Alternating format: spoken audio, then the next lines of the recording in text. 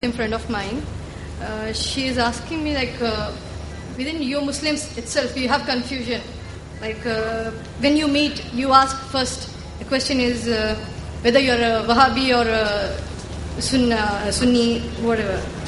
These kind of questions, there is a confusion between you itself. What do you want us to follow? What is that we can exactly come follow and... The sister asked a question that the non-Muslim sister asked. There is a confusion among the Muslims. When you meet, you ask, you are a Wahhabi, or are you Hanafi, or a Shafi, or a Maliki. So there is a confusion amongst the Muslims. So what's the reply? I do agree with the non-Muslim sister that unfortunately many Muslims call different names. But when I tell the Hindus to go back to the Vedas, I tell the Muslims to go back to the Quran.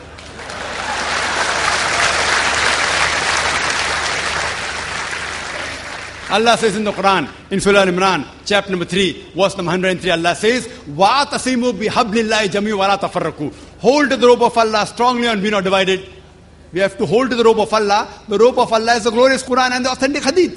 Allah says in the Quran, in Surah Anam, chapter number 6, verse number 159, that anyone who makes division in the religion of Islam, O Prophet, you have nothing to do with him. Making sects, making division in Islam is prohibited. It is haram. But when we ask the Muslims, what are you? Some say I'm a Hanafi, some say I'm a Shafi, some say I'm Hanbali, some say I'm a Salafi. What was the Prophet? Was the Prophet Hanafi? Was he Shafi? Was he Hanbali? Was he Malaki? What was he? He was a Muslim. Allah says in the Quran, in Surah Al-Imran, chapter number 3, verse number 52, Isa alayhi salam, Jesus Christ, peace be upon him, he was a Muslim. Allah says in the Quran, in Surah Al-Imran, chapter 3, verse 67, that Abraham, peace be upon him, he was a Muslim.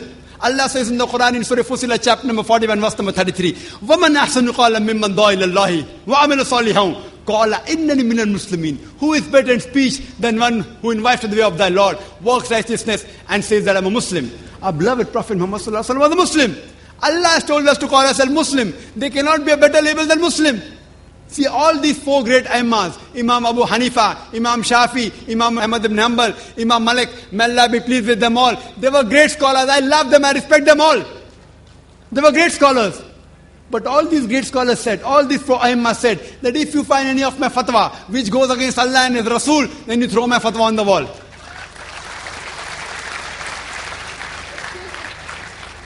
So here if you analyze that all these imams that came, they came not to make a new sect, they came for the people to go back to the original scripture, the Quran, the Sahih Hadith.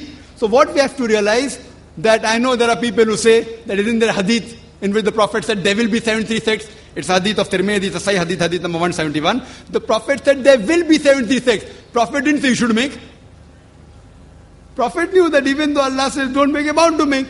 So the best is to go back to Allah and His Rasul. And the best label you can have is call yourself a Muslim. Any scholar, let it be anyone in the world, let him be the biggest scholar of the world. You ask him for proof. Qul hatu burhanakum. Produce your proof if you are truthful. If you are honest, produce your proof. So any scholar, if there's difference of opinion, you ask him for proof. Get the proof, check it up. Therefore in my talk I always give references. What I say, what Zakir says is rubbish in Islam. It is zero, nil. Therefore I say, Zakir doesn't say, Allah says, Qul huwallahu ahad, says Allah one and only. If Zakir says it is rubbish, zero, nil in Islam. If Allah says it, carries weight. If the Prophet says it, carries weight. So therefore sisters, Muslims should not be divided. We should call ourselves Muslims and follow the Quran and the Sahih Hadith. Anyone who divides the religion, they are going against the Quran.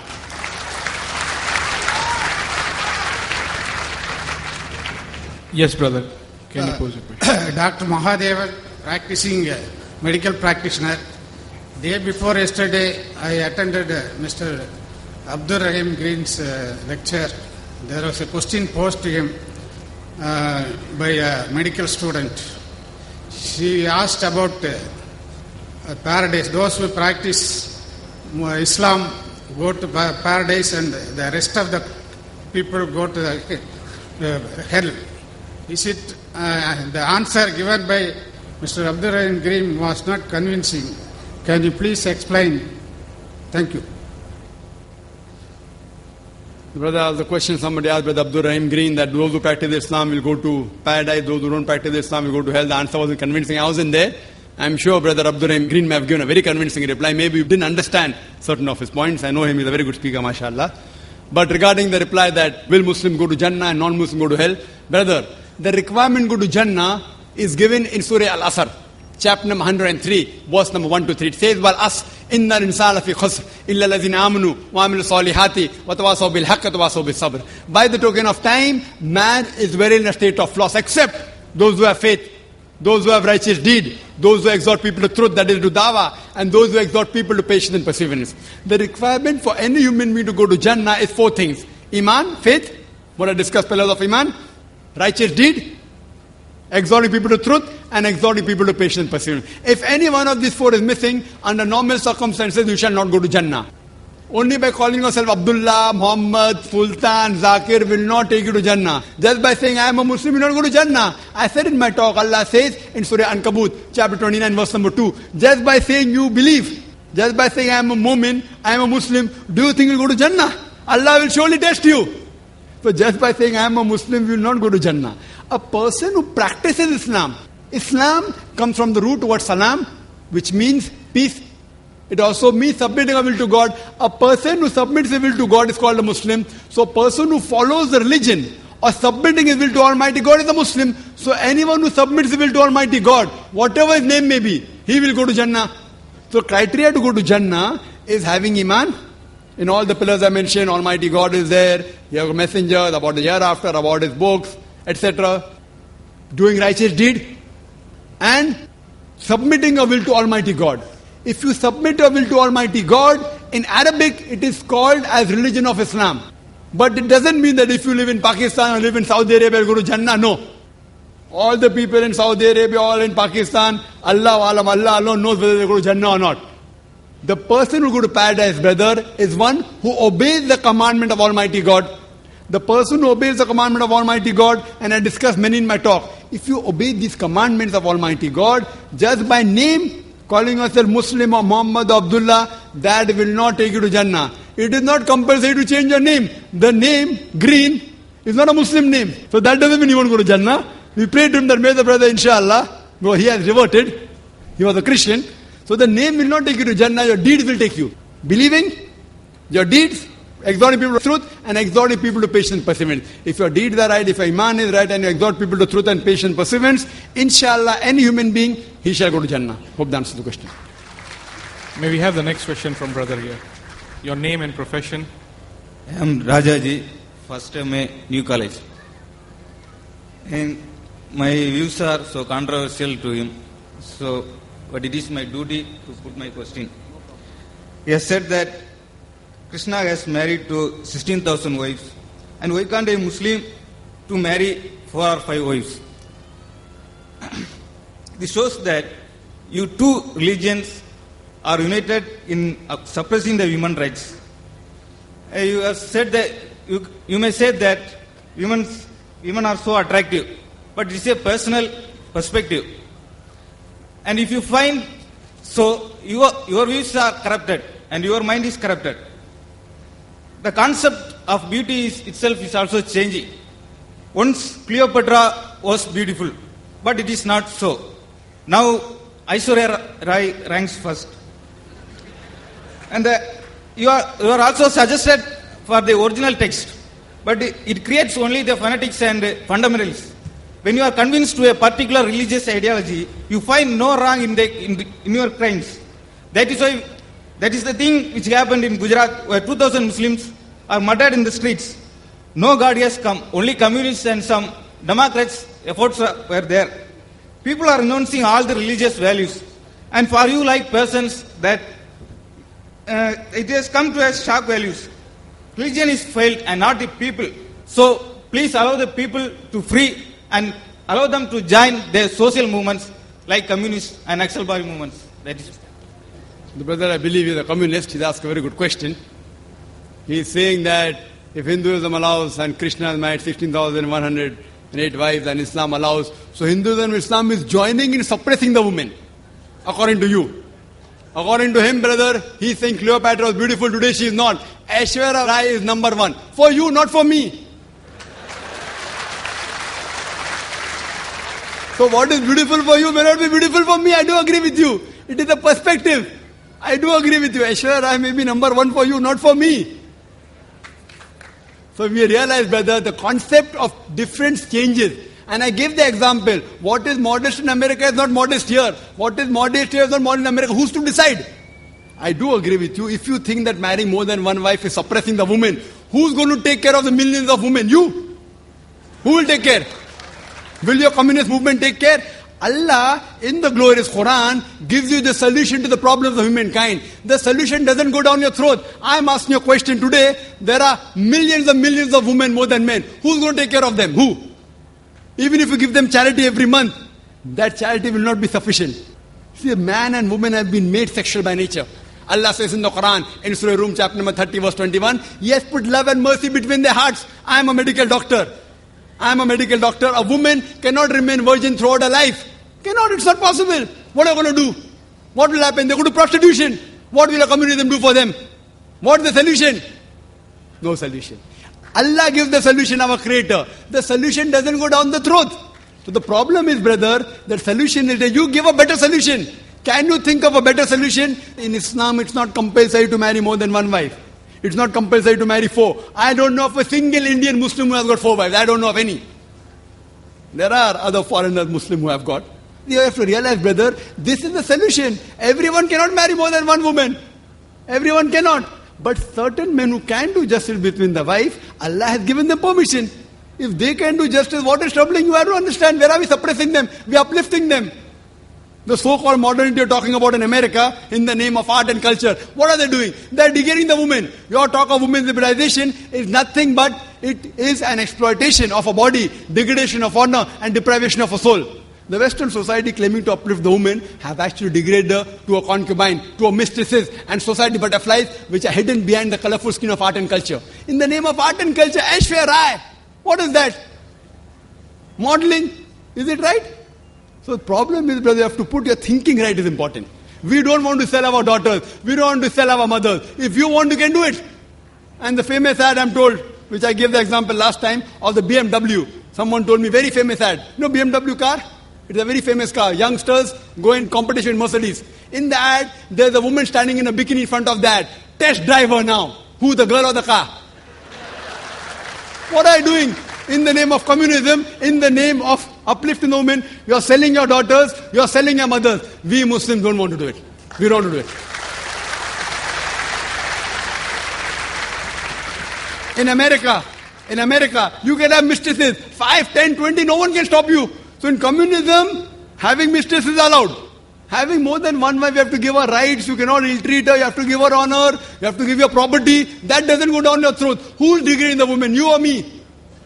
You know, in America, one of the most advanced countries, these Americans who talk about that Islam degrades the woman, do you know, out of those people accepting Islam, today Islam is the fastest growing religion. Out of those people accepting Islam,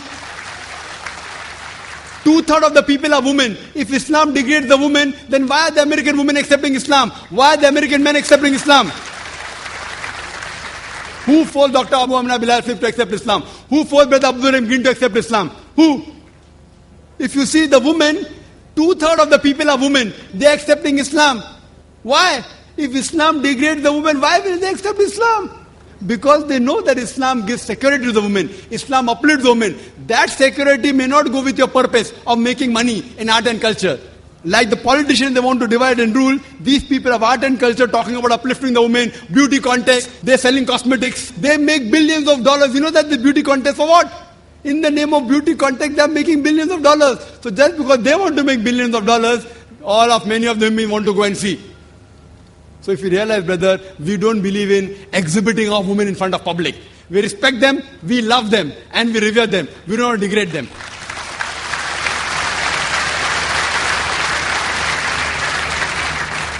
We have a non-Muslim sister. Yeah. The answer that you gave me, your logic and statistics made me think for a while. But I still have a point to be clear. Probably, at a previous point of time, in those days, men had to go to the battlefield. The only source of income for a family was through men. But now times are changing, and probably in the future, times will still more change, and women might go to the battlefield, and right now women are going for jobs, and probably the mortality rate for women might increase too. At that point of time, is it okay to modify and say that there can be just one wife for a man? After all, religion is for mortal creatures like us and not for God. Sister asked a very good question. At that time in wars, maybe men were dying more, and I agree with her. Now the times of wars have changed. But even today, sister, in the wars, more men are dying. In the Gulf War, more men died. In the Afghanistan War, more men died. In Vietnam War, more men died. But the percentage was much less as compared to the old. I do agree with you. Today, I gave the statistic, more people are dying of cigarette smoking, they are men rather than women. More people dying of alcoholism, more men than women. Accident, more men than women. I do agree with you that now women started going to the battlefield.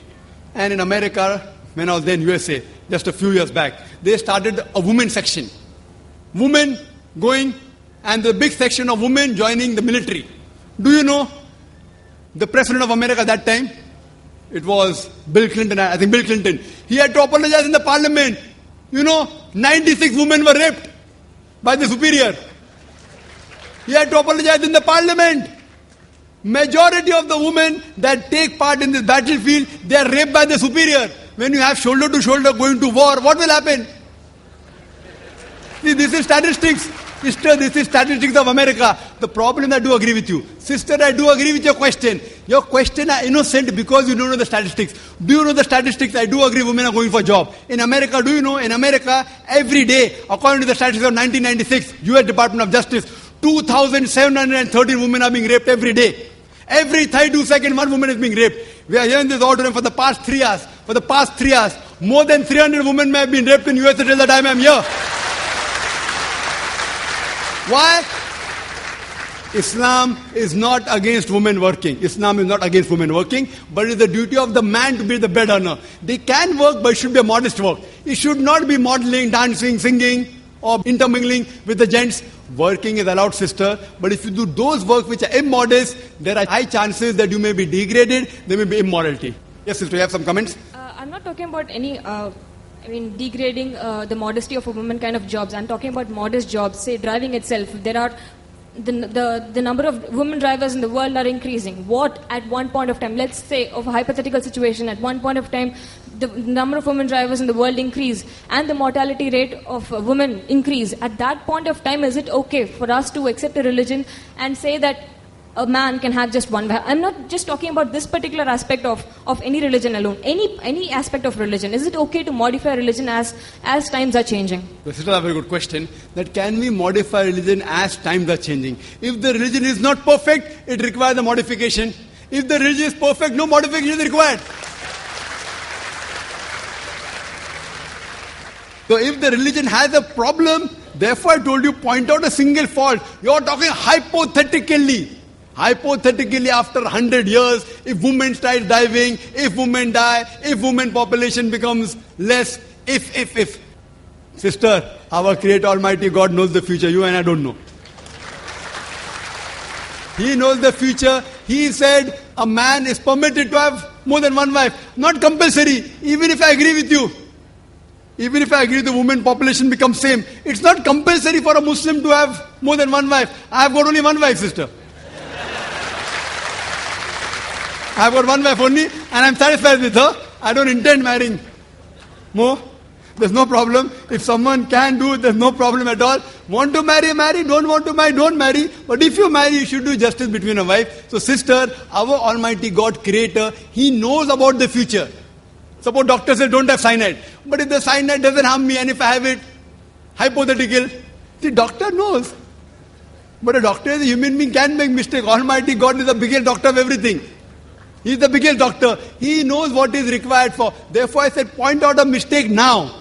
Tomorrow there may be something, then inshallah you can come and ask me the question tomorrow and then I'll give you the reply.